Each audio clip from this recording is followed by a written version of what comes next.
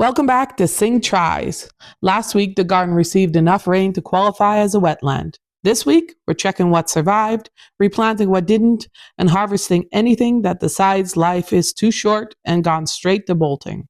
We planted, it rained. We panicked, it rained some more, and now we're back to see what survived.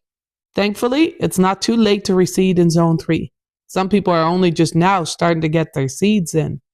But with the short growing season, it's easy to feel like you've missed the boat. The nasturtiums are hanging on by a thread. Good news, I know exactly where to plant the replacement. Bad news, it's where the first ones died. Some are already coming up though. This is my giant zinnia. It's currently about as giant as a medium-sized zinnia having a rough week. The peas and beans came up spotty. Remember when I pre-soaked the beans? Well, they became bean soup underground. We'll just call round one a practice run. If at first you don't succeed, just buy another seed packet, or 10.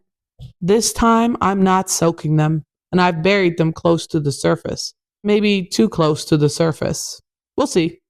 Here lies the remains of the cantaloupe that didn't survive last week's rain. It lies here with its comrades, the mini red watermelons. Years ago, I saved seed from a lemon cantaloupe.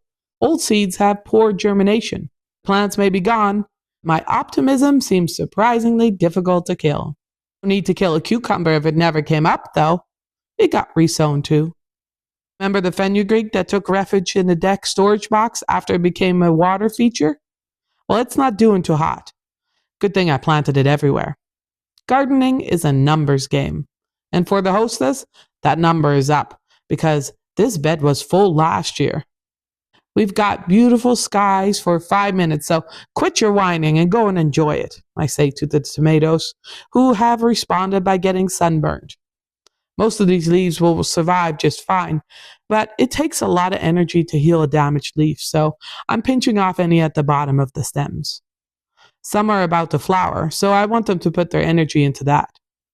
Look at this ponderosa pink blossom. It's huge. I've never been so determined to get seeds to grow. For comparison, 2 years ago, we just threw seeds into a tilled field and called it good. Well, the seeds didn't want to be seeding, and so we just ate weeds that year. We got lettuce. The curse is lifted. Let the peasants rejoice. We should celebrate every seedling, starting with this Swiss chard. Hip hip, hooray! Hip hip, hooray! Welcome to the garden, little buddy. Soon enough, there will be enough zucchini for the whole neighborhood and some fennel. And in 4 weeks, I'll be loving this strawberry. Just you wait. The potatoes are potatoing, and the cats are loving being outdoors too. You know who also loves it?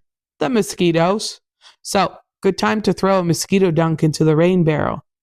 Now, you might be thinking, she must have so much water stored up after the rain. But you'd be wrong. I left the hose open. That's a 10 out of 10 don't recommend. And you know those radishes I was so excited about? Well, some of them have started to bolt too.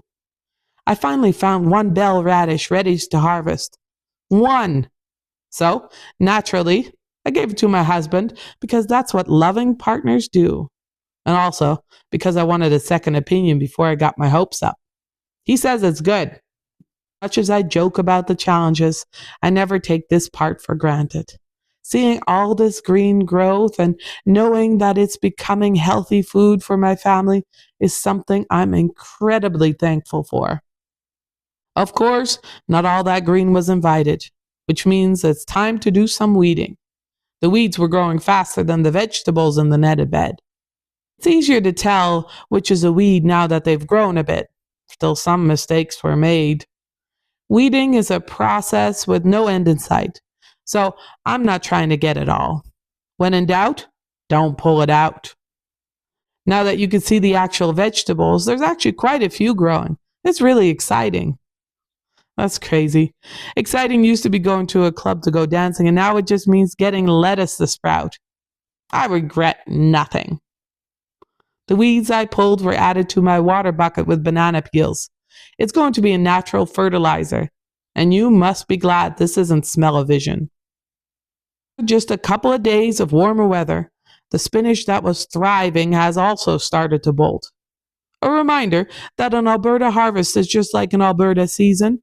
You blink and you miss it. I tried harvesting by hand, but it just meant that I uprooted quite a few of them. So the scissors came out. There's still a chance for a second harvest of spinach. Not a good chance, but technically a chance.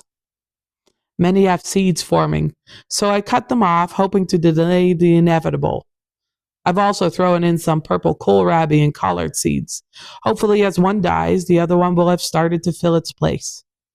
The harvest of spinach went in the freezer and is ready to be made into palak paneer, a fan favorite of mine. Thanks for stopping by this week. And just remember, your garden isn't a failure. It's just the before in the before and after photograph. And if nothing else, it gave you something to do for a few weeks. So till next time, keep your stick on the ice